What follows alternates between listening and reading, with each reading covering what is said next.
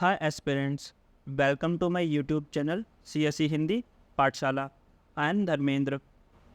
As you know, इस lecture series में हम लक्ष्मीकांत के सारे चैप्टर्स कवर कर रहे हैं, जिसमें हमने ऑलरेडी 1 से लेकर 3 तक चैप्टर्स कवर कर लिए हैं। जिनको अगर आपने नहीं देखा है तो आप हमारी इस प्लेलिस्ट में जाके देख सकते हैं, क्योंकि जब हम सारे चैप्टर्स पढ़ेंगे, पहले का चैप्टर पढ़ेंगे, तब भी हमको आगे आने वाले चैप्टर्स की थोड़ी बहुत एक समझ विकसित हो पाएगी।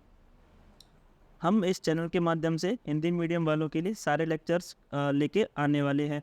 तो अगर आप हिंदी में अपनी प्रिपरेशन करना चाहते हैं तो आप हमारे इस इनिशिएटिव से जुड़ सकते हैं। तो चलिए आज हम स्टार्ट करते हैं chapter number 4, preamble of the constitution, जिसे हम कहते हैं प्रस्तावना। तो प्रस्तावना क्या होती है?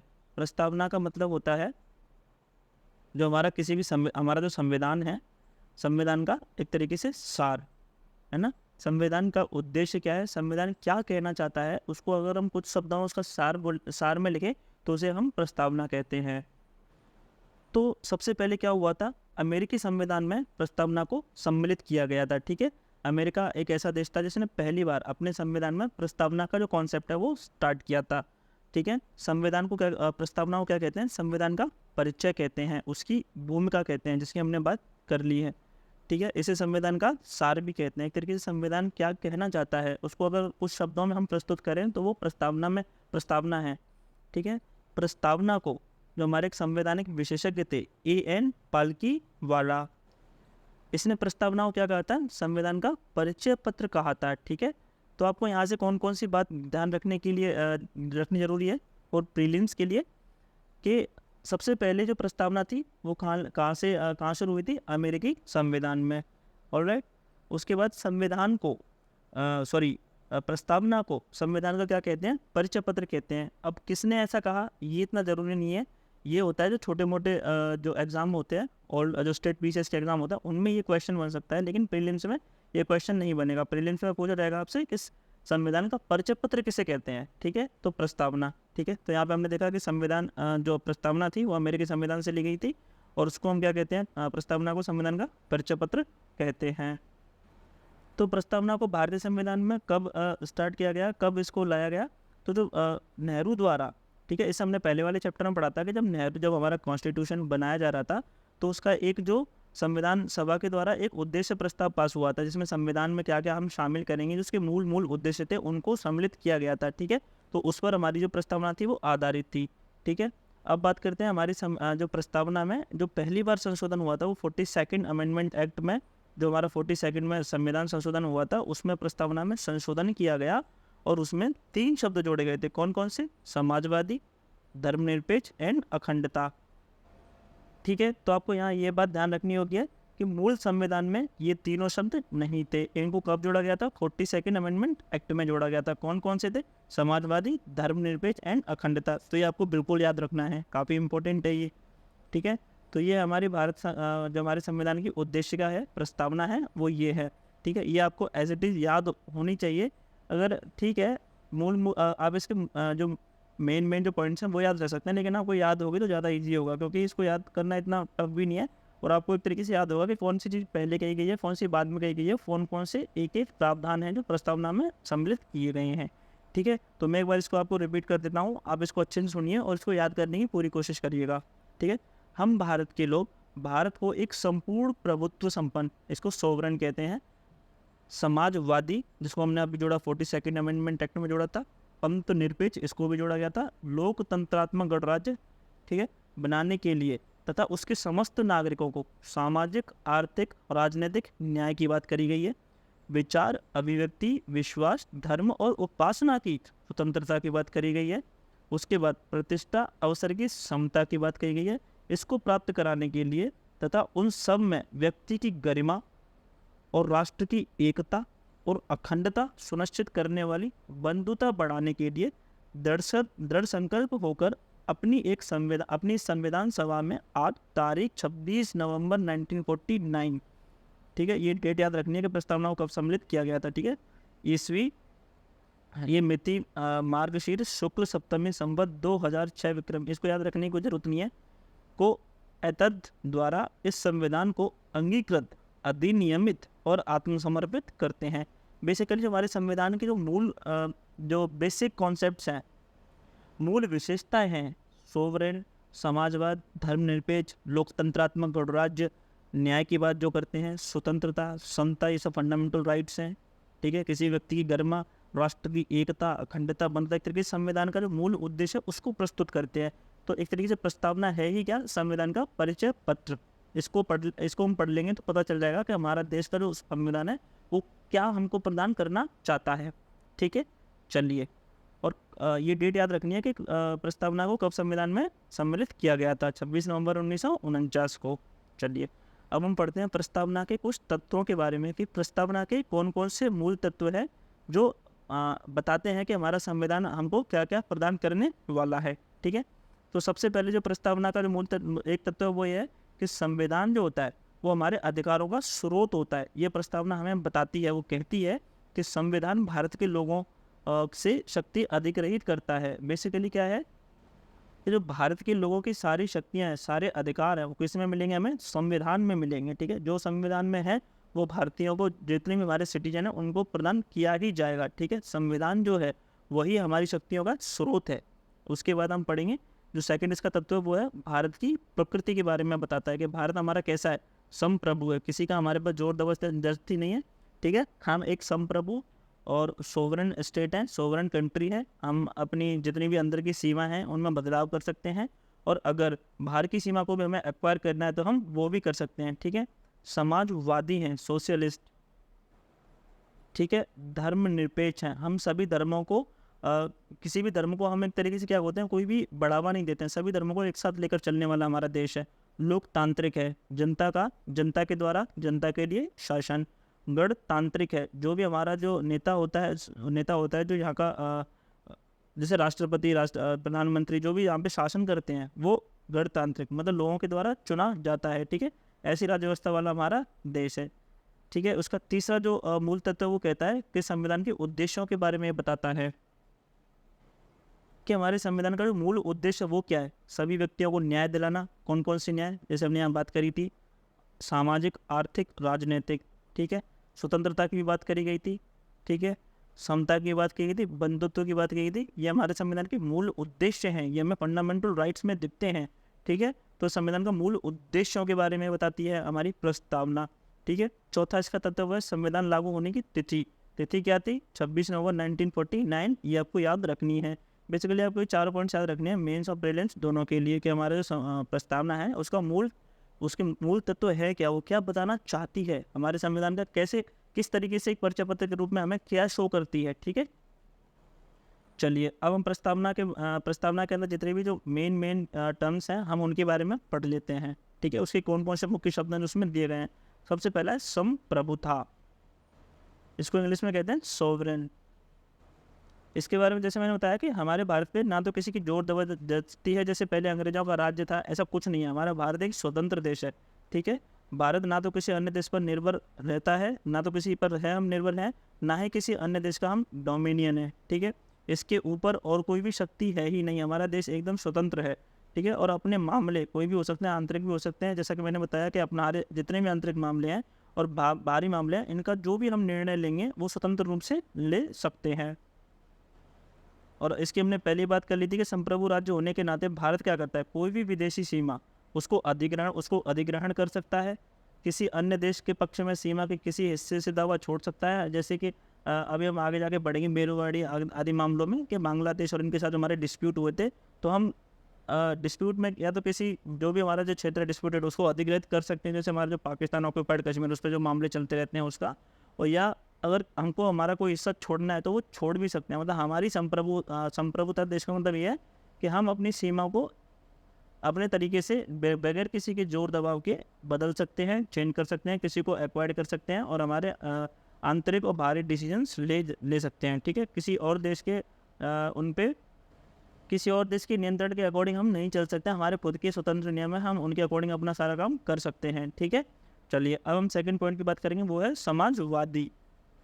इस शब्द को जैसा कि हमने ऊपर देखा कि 42वें संविधान संशोधन अधिनियम में जोड़ा गया था। उससे पहले भारत के संविधान में ये शब्द सिर्फ नीति निर्देशक सिद्धांतों के जो DPSP हैं उनमें ही था, ऐसे लक्षण मौजूद थे, लेकिन संविधान की प्रस्तावना में इसको 42nd अमेंडमेंट एक्ट में जोड़ा गया था। ठीक है, जो भारतीय समाजवाद, जो हमारा जो लोकतांत्रिक समाजवाद है, हमारा जो समाजवाद है वो साम्यवाद नहीं है, वो समाजवाद है। साम्यवाद कहाँ चलता है? चाइना जैसे देशों में चलता है।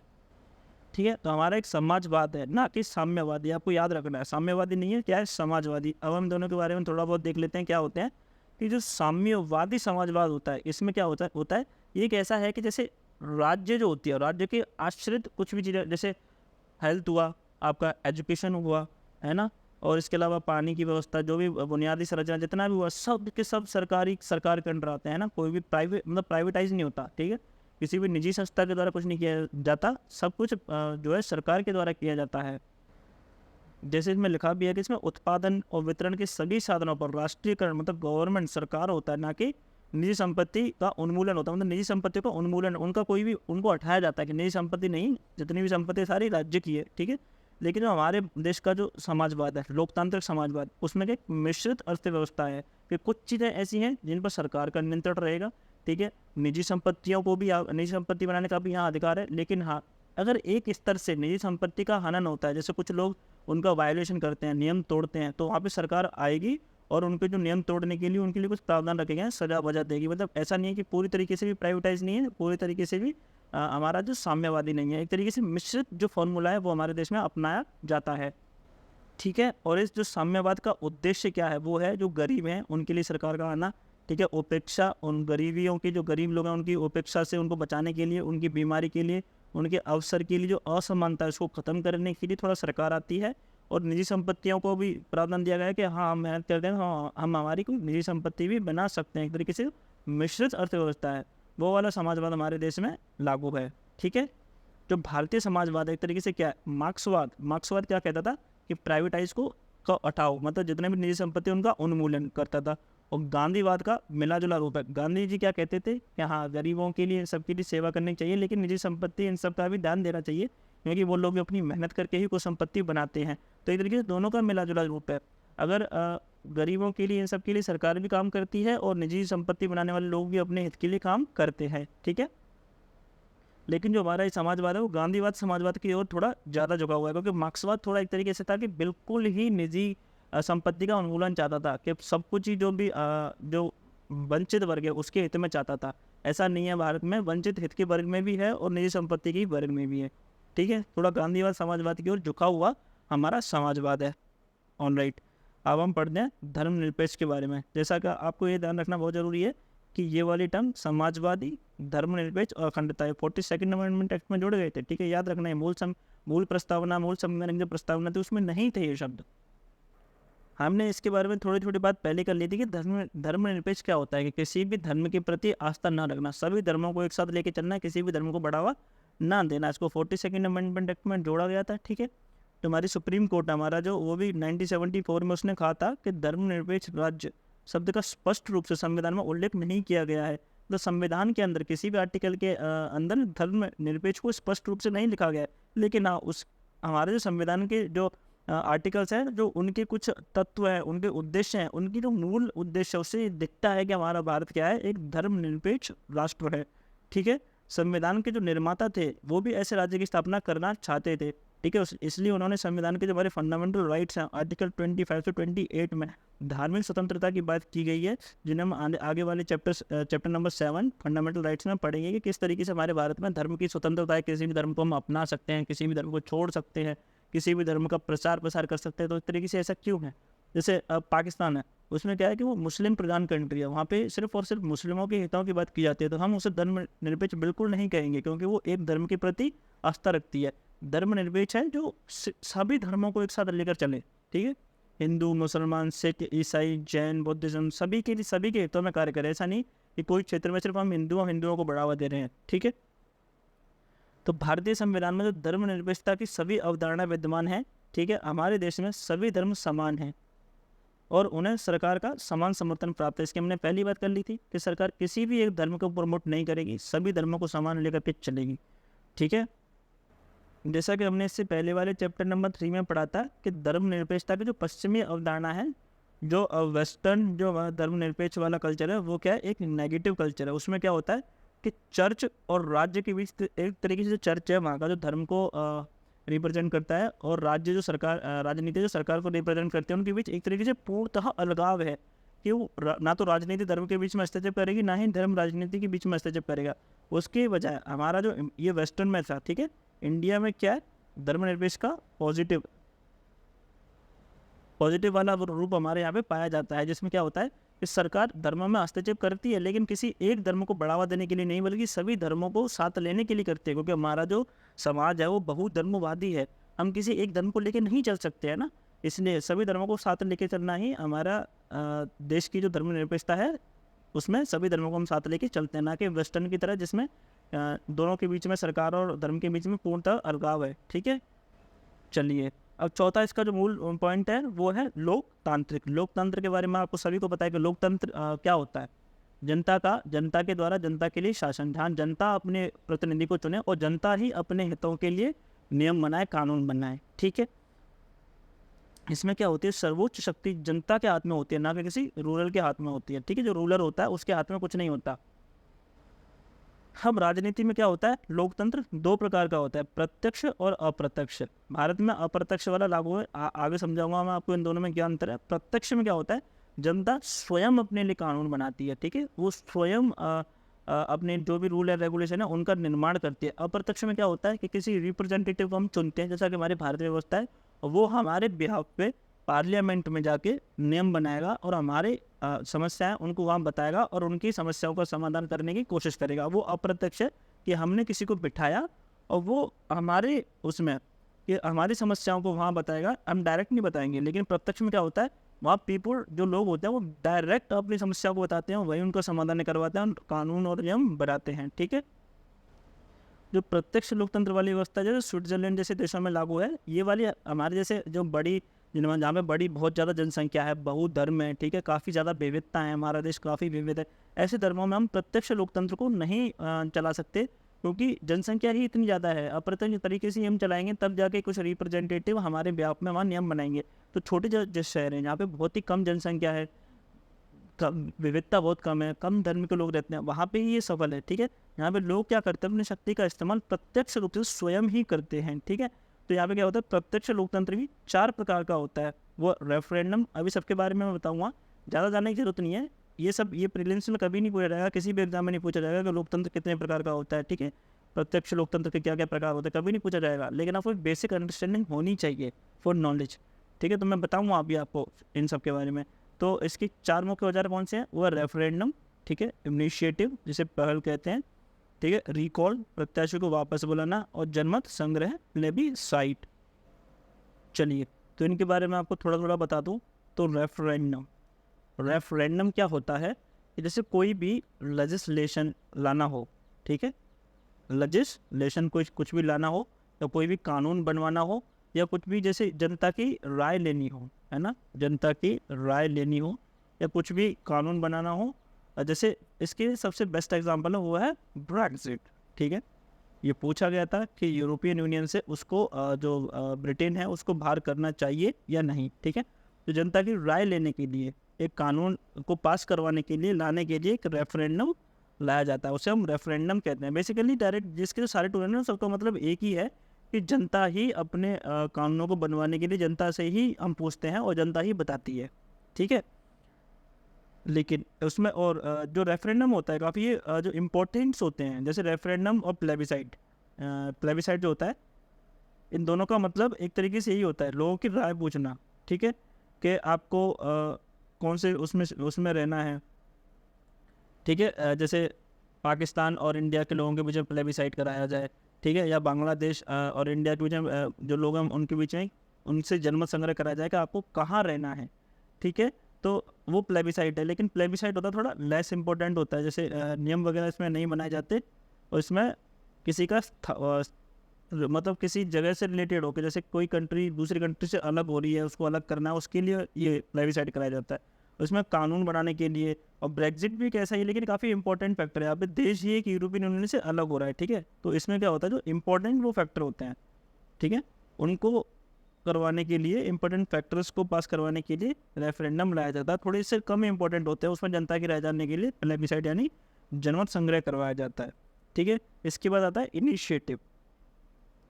ठीक है, इनिशिएटिव में क्या होता है कि जनता जैसे उसको कुछ कानून बनवाना है अपने लिए, उसको लगा कि हाँ समाज में ये बदलाव लाना चाहिए, तो जनता इनिशिएट करती है किसी कानून को, और वो उसको पास करवाने के लिए जो भी उनकी जैसे संसद जैसे कोई भी संस्था होगी, है ना, वहाँ पे ले जाएगी और बोलेगी हाँ यह कानून हम बनवाए। तो इनिशिएट मतलब कोई किसके लिए होता है, कानून बनवाने के लिए। किसने, किसके द्वारा, जनता के द्वारा। ठीक है, कि किसी भी चीज़ की हमें ज़रूरत पड़ी तो उसका कानून बनवाने के लिए हम इनिशिएट कर सकते हैं।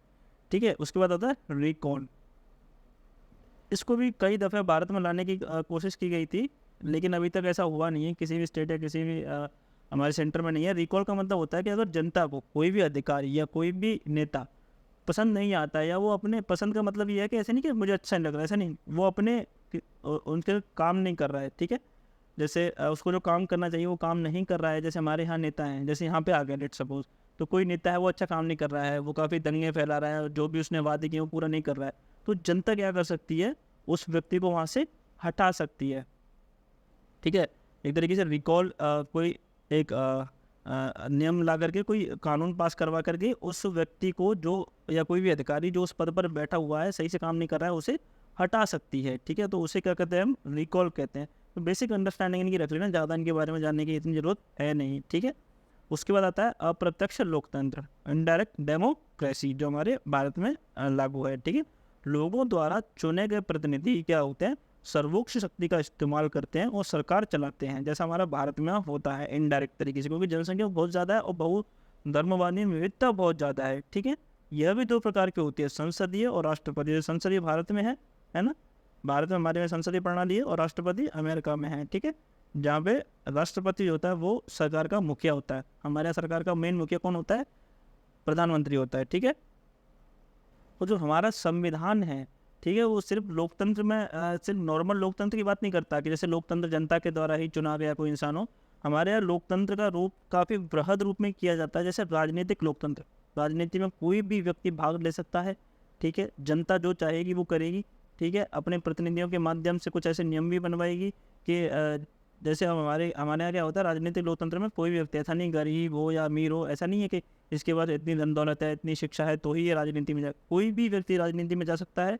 ठीक है, सामाजिक लोकतंत्र है, समाज में जितनी भी किसी भी अलग अलग धर्म के लिए, अलग अलग जातियों के लिए कोई भी अलग ऐसे भेदभाव नहीं है, सभी के लिए समान कानून है, समान वो है।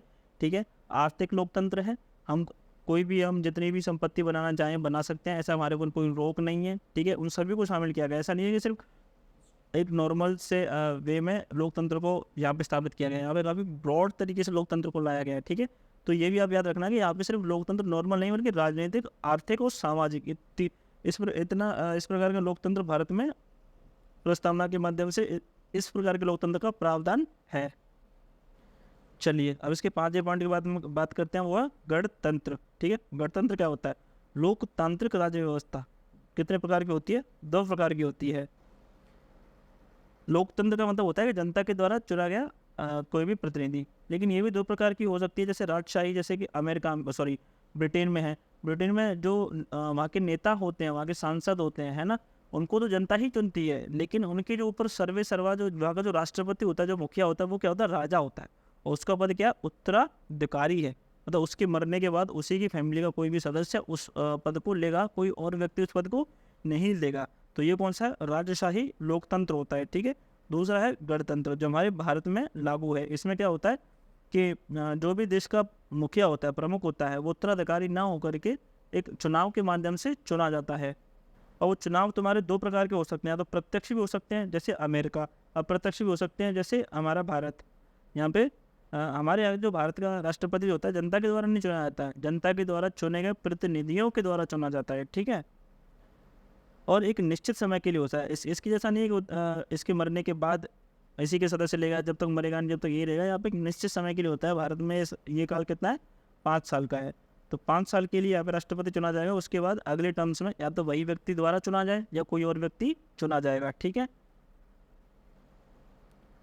जो भारतीय संविधान है उसकी जो प्रस्तावना में, उसमें गणतंत्र का अर्थ क्या है, इसकी बात हमने पहले कर दी है, लेकिन हाँ एक और बार आपको बता दूँ। इसका मतलब है कि जो भारत का जो प्रमुख है, माने के राष्ट्रपति, वो चुनाव के जरिए सत्ता में आता है, उत्तराधिकारी बिल्कुल भी नहीं है। उसका चुनाव एक निश्चित समय यानी कि 5 वर्ष के लिए किया जाता है, और अप्रत्यक्ष तरीके से किया जाता है। मैंने बताया ना, भारत में राष्ट्रपति का चुनाव हम अप्रत्यक्ष तरीके से करते हैं, जनता के द्वारा नहीं बल्कि जनता के द्वारा चुने गए प्रतिनिधियों के द्वारा किया जाता है, ठीक है। और ये ऐसा क्यों है? ये ऐसा इसलिए है ताकि हमारे भारत में राजनीतिक संप्रभुता बनी रहे। हमारी जो सरकार की जो शक्ति है वो किसी एक व्यक्ति जैसे राजा के हाथ में नहीं जाए बल्कि लोगों के हाथ में रहे, क्योंकि लोगों के द्वारा प्रतिनिधियों को चुना जाता है और वो ही राष्ट्रपति को चुनते हैं। तो एक तरीके से इनडायरेक्ट तरीके से जो सत्ता की शक्ति की बागडोर है वो कहाँ रहे? जनता के हाथ में रहे। एक तरीके से ऐसे नहीं कि राजा के हाथ में चली गए और वो कुछ भी रूल बना रहा है, कुछ भी कुछ कर रहा है ना, ऐसा नहीं है। उसका ये ऐसा भी क्यों है? क्योंकि विशेषाधिकार जो होता है उसकी जो कोई भी जो बड़ा वर्ग है ना, कोई ऐसे आर्थिक या सामाजिक रूप से स्ट्रॉन्ग है, ठीक है, उनके लिए नहीं, उनकी विशेषाधिकार की अनुपस्थिति होना, ताकि कोई भी व्यक्ति, सामान्य व्यक्ति भी सत्ता में आ सके, ठीक है। ऐसा नहीं कि जिसके पास कुछ अलग से अधिकार हैं, कुछ उसके पास शक्तियाँ हैं, वो ही सत्ता में जाए, ठीक है। इसका जो छठा मेन पॉइंट है वो है न्याय। हमारी प्रस्तावना में लिखा गया है सामाजिक, आर्थिक और राजनीतिक न्याय हमारे संविधान हमें प्रदान करता है, ठीक है। तो न्याय में क्या है? न्याय के भी 3 रूप है। अभी मैंने बताया कि सामाजिक, आर्थिक और राजनीतिक, इन तीनों माध्यम से हमें न्याय मिलेगा। समाज में जातिगत भेदभाव हमारे साथ नहीं किया जाएगा, कोई भी धार्मिक भेदभाव नहीं होगा, आर्थिक रूप से कोई भेदभाव नहीं होगा कि मैंने ज़्यादा कमा लिया है तो मेरे ऊपर कोई सरकार कोई प्रताड़ित करे या कोई नियम लगा दे या मेरे से मेरी सारी संपत्ति छीन ले, ऐसा भी कुछ नहीं होगा। राजनीतिक न्याय इसका भी ये है कि राजनीतिक रूप से भी मेरे ऊपर कोई अत्याचार नहीं किए जाएंगे। मैं किसी भी राजनीति को चुन सकता हूँ और उसमें शामिल हो सकता हूँ। उसमें भी मेरे साथ क्या किया जाएगा? एक न्याय किया जाएगा। ऐसा नहीं है कि मेरे साथ एक अन्याय हो कि मुझे राजनीति में घुसने ही ना दिया जाए, ठीक है।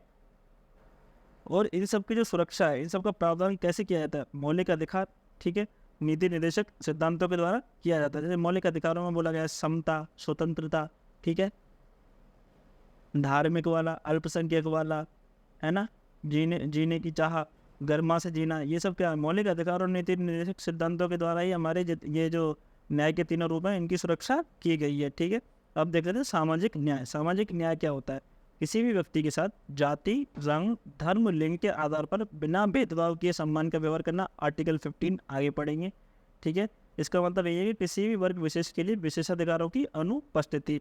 तो ये आप बिल्कुल इसके छोटे छोटे पॉइंट्स याद रखना कि न्याय का मतलब क्या है कि किसी भी वर्ग के लिए विशेषाधिकार की अनुपस्थिति। हम किसी भी वर्ग को एक विशेष अधिकार नहीं देंगे, तो विशेषाधिकारों की अनुपस्थिति का होना ही क्या है? न्याय है, ठीक है। अनुसूचित जाति, जनजाति, अन्य पिछड़े वर्ग और महिलाओं की स्थिति में सुधार लाने के लिए ही यह प्रावधान सम्मिलित किया गया है, ठीक है। आर्थिक न्याय का मतलब होता है कि आर्थिक कारणों के आधार पर किसी भी व्यक्ति से भेदभाव नहीं किया जाएगा कि तू अमीर है या गरीब है ना, इसके आधार पर हम किसी के साथ भेदभाव नहीं करेंगे। सभी के लिए स्वतंत्रता है, सभी के लिए समानता है, ठीक है। इसमें संपदा, आय व संपत्ति की असमानता को दूर करना भी शामिल है, ठीक है। जैसे हमने अभी पढ़ा कि हमारी जो क्या समाजवाद है, क्या है? राज्याश्रित समाजवाद, सॉरी मिश्रित समाजवाद है। इसमें जैसे अगर कोई लोग बिल्कुल यानी पिछड़ा वर्ग जिसके पास बिल्कुल ही नहीं है, तो सरकार क्या करती है? कुछ प्रावधान करती है ताकि उनको भी आर्थिक स्थिति से मजबूत करने का प्रयास किया जाए, ठीक है। और जो ऑलरेडी जैसे अमीर लोग हैं जो भी अपना निजी संपत्ति बना रहे हैं, उन पर भी कोई पाबंदी नहीं है, कोई वो नहीं है। और लेकिन जो एकदम गरीब है उनके लिए फिर सरकार उठ के उनके लिए थोड़ा सा उनकी मदद करती है ताकि वो एकदम इतने ना दब जाएँ कि दबे ही रह जाएँ, ठीक है। उनकी असमानता को दूर करने का भी इसमें प्रावधान है आर्थिक न्याय के अंदर। और राजनीतिक न्याय क्या बात में क्या प्रावधान है? वो है कि हर व्यक्ति को समान राजनीतिक अधिकार प्राप्त होंगे। हमने भी ऊपर पढ़ा कि राजनीतिक अधिकार किसी को वंचित नहीं किया जाएगा, ना आर्थिक तौर पर ना सामाजिक तौर पर, किसी भी प्रकार से उसको वंचित नहीं किया जाएगा, ठीक है। राजनीतिक दफ्तरों में प्रवेश की बात हो कि इसमें ये लोग प्रवेश कर सकते हैं, ये नहीं कर सकते हैं, ऐसी कोई बात नहीं, कोई भी प्रवेश कर सकता है, ठीक है। अपनी बात हम सरकार तक पहुँचा सकते हैं, ठीक है। ये सब न्याय की बात है, सामाजिक, आर्थिक और राजनीतिक न्याय, ठीक है। इन न्याय के इन तत्वों को 1917 की रूस की क्रांति से लिया गया है। तो ये आप प्रीलिम्स के पॉइंट ऑफ व्यू से याद कर सकते हैं कि न्याय वाले तत्व हैं प्रस्तावना में, उन्हें कहाँ से लिया गया है? रूस की क्रांति से लिया गया है, ठीक है। और कौन कौन से न्याय की बात की गई है? सामाजिक, आर्थिक और राजनीतिक न्याय। हम बात करेंगे अगले पॉइंट के बारे में, वो है स्वतंत्रता। इसको भी फंडामेंटल राइट्स के द्वारा प्रदान किया गया है। स्वतंत्रता का मतलब क्या है? ये बिल्कुल आप याद रखना है, कई बार प्रीलिम्स में आ चुका है कि स्वतंत्रता किसको बताती है? स्वतंत्रता का मतलब क्या है? स्वतंत्रता का मतलब ये नहीं है कि मेरे को कुछ ही स्वतंत्रता दे दी और मैं कुछ भी करूँ, मैं कुछ भी करने के लिए अलाउ हूँ, इसको स्वतंत्रता नहीं कहते। स्वतंत्रता का मतलब होता है लोगों की गतिविधियों पर किसी भी प्रकार की रोक टोक की अनुपस्थिति तथा साथ ही, ऐसा नहीं है कि अनुपस्थिति, रोक टोक की तो है, अनुपस्थिति है, लेकिन साथ ही व्यक्ति के विकास के लिए अवसर प्रदान करना, ठीक है, उसके उसके डेवलपमेंट के लिए, ह्यूमन डेवलपमेंट के लिए उसे एक बेहतर अवसर प्रदान किए जाएं। ये क्वेश्चन आ चुका है प्रीलिम्स में, ठीक है। और प्रस्तावना हर व्यक्ति के लिए मौलिक अधिकार के जरिए अभिव्यक्ति, विश्वास, धर्म और उपासना की स्वतंत्रता सुनिश्चित करती है। इन्हें जो चैप्टर आएगा, चैप्टर नंबर 7 फंडामेंटल राइट्स, ठीक है, उसमें हम अच्छे से पढ़ेंगे कि व्यक्ति को अभिव्यक्ति की, है ना, अपने को अभिव्यक्त करने की, उसके विचारों को प्रस्तुत करने की, विश्वास की, धर्म की, उपासना की, सबकी स्वतंत्रता प्रदान की गई है, ठीक है। हमने ऊपर बताया कि इसका अभिप्राय यह नहीं है कि व्यक्ति कुछ भी करे, है ना, कुछ भी करने का उसे लाइसेंस मिल गया, ऐसा बिल्कुल नहीं है। इसका यही है कि दूसरों की स्वतंत्रता को ध्यान में रखते हुए, दूसरों के जो अधिकारों को ध्यान में रखते हुए अपनी स्वतंत्रता का उपयोग करना। और संविधान में जो नियम बनाए गए हैं, कुछ कानून बनाए गए हैं, उनकी सीमा के अंतर्गत ही अपनी स्वतंत्रता का प्रयोग करना। जैसे मैं किसी को मार दूँ तो ये कोई स्वतंत्रता थोड़ी है कि मेरा मन किया मैंने मार दिया, लेकिन संविधान में एक सीमा है, किसी को मारना एक अपराध है, उसके तहत हमें सजा मिलेगी। तो एक सीमा के अंदर ही जाके हम अपनी स्वतंत्रता का प्रयोग कर सकते हैं, ठीक है। लेकिन जो प्रस्तावना में प्रदत्त स्वतंत्रता है ना, मौलिक अधिकार के द्वारा हमें स्वतंत्रता दी गई है, वो शर्त रहित नहीं है। ऐसा नहीं है कि उस पर कोई शर्त ना हो, ठीक है, उस पर शर्त है, जैसे कोई भी आपातकाल आ गया, ठीक है, किसी भी प्रकार का एकता, भारत की एकता अखंडता को लेकर के कोई प्रावधान लेने पड़े, तो हम जो सरकार है उन पर रोक भी लगा सकते हैं स्वतंत्रता पर। जैसे किसी के जाने पर रोक लगा सकते हैं किसी क्षेत्र में, है ना, किसी क्षेत्र में उसकी बोलने की, उसको अभिव्यक्त करने की बात पे थोड़ा बहुत रोक लगा सकती है, तो शर्त रहित नहीं है, ठीक है। यह पॉइंट याद रखना, शर्त रहित बिल्कुल भी नहीं है। हमारे जितनी फंडामेंटल राइट है, जैसे 20-21 को छोड़ दिया जाए, उनको कभी समाप्त नहीं कर सकते। बाकी जितने भी फंडामेंटल राइट्स हैं उनको हम, जो सरकार है, समाप्त कर भी सकती है और बढ़ा भी सकती है, मतलब शर्त रहित नहीं है ना। स्वतंत्रता, समता और बंधुत्व के आदर्श को कहाँ से लिया गया था? फ्रांस की क्रांति से लिया गया था। अब याद रखना कि जो न्याय वाले थे, सामाजिक, आर्थिक और राजनीतिक न्याय, उन्हें कहाँ से लिया गया था? रूस की क्रांति से लिया गया था। और स्वतंत्रता वाले, जो स्वतंत्रता, समता, बंधुत्व है, इनको कहाँ से लिया गया? फ्रांस की क्रांति से लिया गया था, ठीक है। आपको बिल्कुल याद रखना है स्वतंत्रता क्या होती है। व्यक्ति के उसकी किसी भी कार्य को करने के रोक टोक की अनुपस्थिति तो है ही, लेकिन साथ में व्यक्ति के विकास के लिए अवसर प्रदान करना, ये है हमारा जो प्रस्तावना के द्वारा स्वतंत्रता की बात की गई है वो, उसमें, ठीक है। अब हम बात करेंगे अगले पॉइंट, समता के बारे में। ठीक है, मैं काफ़ी अच्छे से डिटेल में धीरे धीरे समझा रहा हूँ, इसलिए थोड़ा वीडियो लंबा हो सकता है, लेकिन हाँ, ये सब समझने के बाद आपको जो प्रस्तावना से संबंधित जितने भी पॉइंट्स हैं उसमें कोई भी डाउट नहीं रहेगा, ठीक है। ये आपको लग रहा होगा पढ़ते टाइम कि मैं काफ़ी अच्छे से रिपीट कर करके पढ़ा रहा हूँ, ताकि कोई दिक्कत ना आए, है ना। और आपके दिमाग में याद करने के लिए नहीं, बल्कि एक समझने जैसा कुछ हो, ताकि अब आप समझ जाएंगे तो आपको याद करने की जरूरत ही नहीं पड़ेगी, ठीक है। चलिए, तो समता क्या होती है? समता का मतलब है समाज में जितने भी लोग हैं उनके बीच समानता को लाना। किसी भी व्यक्ति को जैसे विशेष अधिकार नहीं देना, है ना। कोई भी व्यक्ति को एक्स्ट्रा अधिकार दे दिए कि भाई हाँ तू इस जाति का है तो तुमको ये अधिकार है, दूसरा तुम इस जाति के हो तो तुमको ये अधिकार नहीं है, ऐसा नहीं है। विशेष अधिकारों की अनुपस्थिति ही, है ना, विशेष अधिकारों की अनुपस्थिति ही क्या है? समता है। ये क्वेश्चन भी प्रीलिम्स में आ चुका है कि समता का जो फंडामेंटल राइट्स में प्रदान की गई समता का मूल उद्देश्य क्या है, तो वो है विशेष अधिकारों की अनुपस्थिति। तो बिना किसी भेदभाव के हर व्यक्ति को समान अवसर प्रदान करना। आर्टिकल हमारा 16 भी कहता है कि हम सभी व्यक्तियों को समान अवसर प्रदान करेंगे। जो समानता है वो किसी भी नागरिक को अवसर की समानता प्रदान करती है। ऐसा नहीं है कि हाँ तुमको अवसर मिलेगा तुमको नहीं मिलेगा, ऐसा नहीं है, सभी को समान अवसर मिलेगा, ऐसा प्रस्तावना में समानता का प्रावधान है, ठीक है। समानता के भी 3 आयाम होते हैं, नागरिक, राजनीतिक और आर्थिक। नागरिक रूप से आपको समानता मिलेगी, राजनीतिक रूप से आपको समानता मिलेगी, कोई भी पीछे नहीं रहेगा, और आर्थिक रूप से भी समानता मिलेगी। राजनीतिक में जैसे आरक्षण भी दिया गया है ना, SC ST वर्ग के लिए और जो OBC वर्ग के लिए, इन सब के लिए सीटों का प्रावधान है कि इतनी सीटों पर यही लोग आएंगे। तो एक तरीके से क्यों है? समानता लाने के लिए, ठीक है। आर्थिक समानता के लिए भी सरकार कभी कभी क्या करती है, तो पिछड़े वर्ग हैं उनके लिए कुछ ना कुछ आर्थिक स्कीम्स लाती रहती है, जैसे पेंशन स्कीम्स हो गई, है ना, अनाज वितरण वाली स्कीम्स हो गई। क्यों? क्योंकि वो आर्थिक रूप से इतने ना पिछड़े, है ना, ठीक है। अब जो अगला पॉइंट है वो है बंधुत्व। बंधुत्व का मतलब होता है भाईचारा। हमारा जो संविधान है वो क्या करता है? एकल नागरिकता प्रदान करता है। ऐसा नहीं है अमेरिका की तरह कि स्टेट्स में अलग नागरिकता हो और भारत में अलग नागरिकता हो सेंटर में, ऐसा नहीं है। एकल नागरिकता मतलब सभी लोग भारतीय हैं, भारत के ही नागरिक हैं। तो ये किसको बताता है, किसका इसका मूल उद्देश्य क्या है, भाईचारे की भावना कि हम सभी क्या है, भारतीय हैं। हम जैसे आपने एक मूवी देखी होगी चक दे इंडिया, तो उसमें जब शाहरुख खान सभी प्लेयर से क्वेश्चन पूछता है कि आप कहाँ से हैं, तो सभी जो प्लेयर होते हैं वो अपने अपने स्टेट्स का नाम बोलते हैं, तो सबको मतलब ऐसे बोलता है गलत है, रिजेक्ट करता हुआ चला जाता है। तो उसमें एक प्लेयर होती है, वो कहती है आई एम फ्रॉम इंडिया, ठीक है। तो इसका मतलब क्या है कि तुम इंडिया को रिप्रेजेंट करने वाले हो किसी बाहर की कंट्री में, तो एक भाईचारे की भावना को हमारी जो प्रस्तावना है उसका जो बंधुत्व वाला जो पॉइंट है वो इसको भाईचारे की भावना को प्रस्तुत करता है कि हम सभी भारतवासी हैं, ठीक है, कोई स्टेट के अलग अलग नागरिक नहीं है, ठीक है। तो आपको अच्छे से समझ में आ गया होगा कि बंधुत्व का मतलब क्या है, भाईचारे का मतलब क्या है, ठीक है। हमारे जो फंडामेंटल ड्यूटीज़ हैं उसमें 51 आर्टिकल 51A में, उसमें हर भारतीय नागरिक का एक कर्तव्य होगा, भारतीय नागरिक का, ना कि किसी विदेशी का, भारतीय नागरिक का कर्तव्य होगा कि वो धार्मिक, भाषाई, क्षेत्रीय और वर्ग विविधता से ऊपर उठकर सौहार्द और आपसी भाईचारे की भावना को प्रोत्साहित करे। ये ना तो किसी के साथ धर्म के रूप में, धर्म की वजह से, ना किसी के भाषा की वजह से, ना क्षेत्रीय रीजनलिज्म की वजह से, ठीक है, या ना किसी वर्ग विविधताओं से की वजह से, इन सभी से ऊपर उठकर सभी लोगों को हम एक माने, सभी लोगों का एक ही धर्म है, क्या है, भारतीय, ठीक है। ये भाईचारे की भावना को बताता है, ठीक है। प्रस्तावना कहती भी है कि बंधुत्व में दो बातों को सुनिश्चित करना काफ़ी होगा। अगर ये दो बात होंगी तभी हम देश में भाईचारे को प्रोत्साहित कर पाएंगे। वो है कि हम हर व्यक्ति का सम्मान करें और देश की एकता और अखंडता को बनाए रखें, तभी हम भाईचारे की जो हमारी भावना है उसको और प्रोत्साहित कर पाएंगे, ठीक है। इसमें जो अखंडता वाला शब्द है कि भारत एक अखंड देश है, सभी लोग भारतवासी हैं, भारत को ज़्यादा अंत तोड़ नहीं सकते, ठीक है।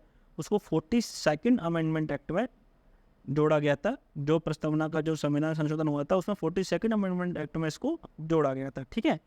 तो अभी हमने जितने भी जो मेन उसके पॉइंट्स थे प्रस्तावना के अंदर, है ना, उनकी बात की, उनको अच्छे से समझा, ठीक है। प्रीलिम्स में इनमें काफ़ी क्वेश्चन बनते हैं, जैसे विशेषाधिकारों की अनुपस्थिति क्या है, समानता को बताती है ना, सभी लोगों के विकास के लिए अवसर की समानता किसको बताती है, स्वतंत्रता को बताती है।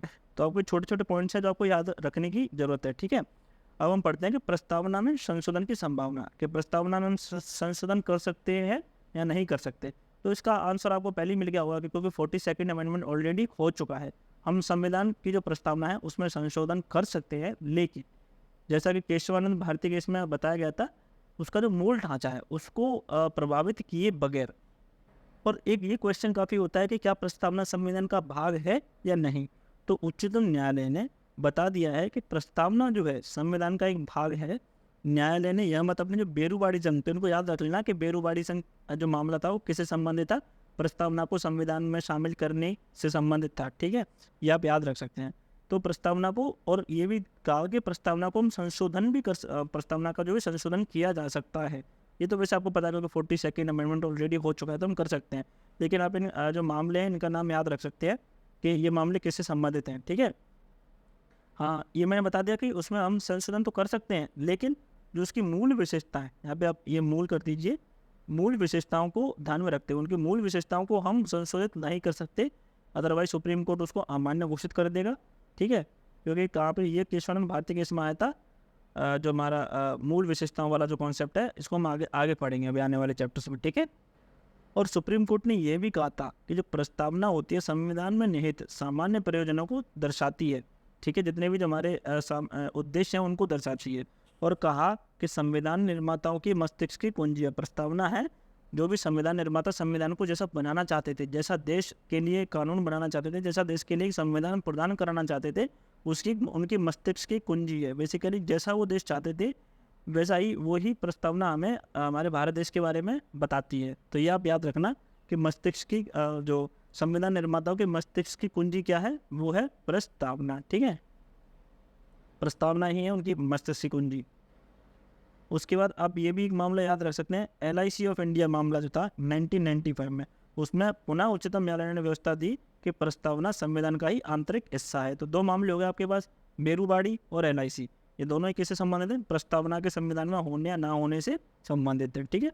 अब तक प्रस्तावना को केवल एक बार ही संशोधन किया है, वो है 42nd अमेंडमेंट एक्ट। इसके अलावा भी प्रस्तावना को संशोधित नहीं किया गया है, ठीक है। तीन, जैसे हमने ऊपर ही पढ़ा कि 3 नए शब्द जोड़े गए थे, कौन से, समाजवादी, धर्मनिरपेक्ष एंड अखंडता, 3 शब्दों को जोड़ा गया। ठीक है, प्रस्तावना, और जो प्रस्तावना है ना तो विधायिका की शक्ति का स्रोत है और ना ही उसकी शक्तियों पर प्रतिबंधित लगाने वाला है। ऐसा नहीं है कि प्रस्तावना में जो लिखा गया है अगर वो आपको नहीं प्रदान किया गया तो आप कोई भी सुप्रीम कोर्ट जा सकते हो या किसी पे मुकदमा चला सकते हो, सब बिल्कुल भी नहीं है। वो बिल्कुल किसी भी विधायिका और इन जनता के लिए किसी शक्ति का स्रोत नहीं है। ठीक है, और हम उसकी शक्तियों पर प्रतिबंध भी नहीं लगा सकते। एज लाइक कि आपने जो डीपीएसपी के बारे में हम आगे जाके पढ़ेंगे, उन्हीं के जैसा है। क्या है वो? कानूनी रूप से बाध्य नहीं है ना, गैर न्यायिक है, न्यायिक नहीं। याद रखना है आपको प्रीलिम्स के लिए। प्रस्तावना जो है न्यायिक है नहीं, प्रकृति में क्या है? गैर न्यायिक है। ठीक है, इसलिए क्या होता है, इसकी व्यवस्थाओं को न्यायालय में चुनौती नहीं दी जा सकती कि इसमें जो लिखा है अगर वो हमें नहीं मिला तो हम न्यायालय में चुनौती नहीं दे सकते। ठीक है, तो ये आपको ध्यान रखने की जरूरत है। चलिए, तो इस चैप्टर को हम आज यही ख़त्म करते हैं।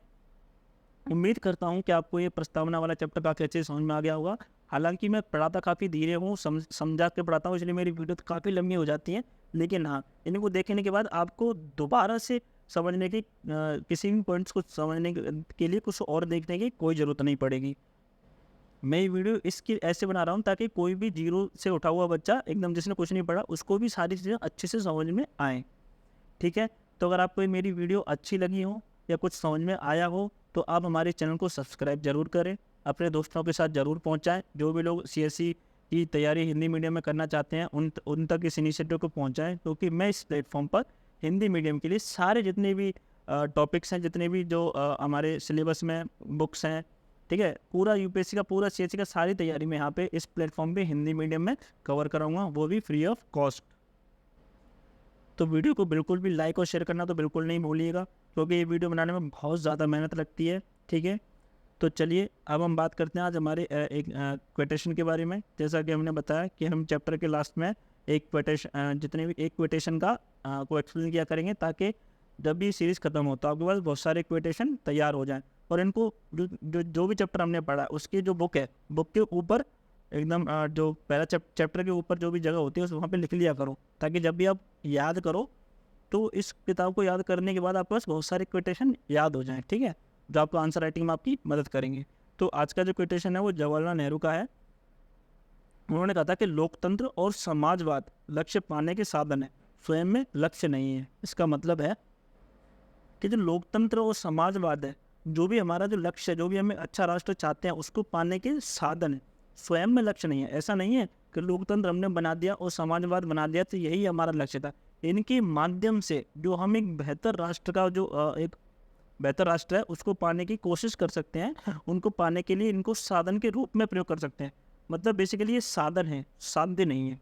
साध्य क्या है? इनके पथ पर चलना। ठीक है, और भी देश को अच्छे उद्देश्य के लिए इनके जो भी नियम है उनका पालन करना और इनके रास्ते पर चलना। ठीक है, साध्य क्या है? साध्य तो है कि बेहतर देश के लिए नियम व्यवस्था को बनाना, ताकि जो देश है उसकी आर्थिक, सामाजिक और सांस्कृतिक तरीके से तरक्की करे, वो इसका मूल्य उद्देश्य है। तो ये साधन है किसका? एक बेहतर देश पाने के लिए, ये साध्य नहीं है। ठीक है, तो चलिए आज के लिए इतना ही। मिलते हैं नेक्स्ट वीडियो में, जिसमें हम आने नेक्स्ट चैप्टर नंबर 5 को पढ़ेंगे। तो तब तक के लिए आप खुश रहें, स्वस्थ रहें। जय हिंद।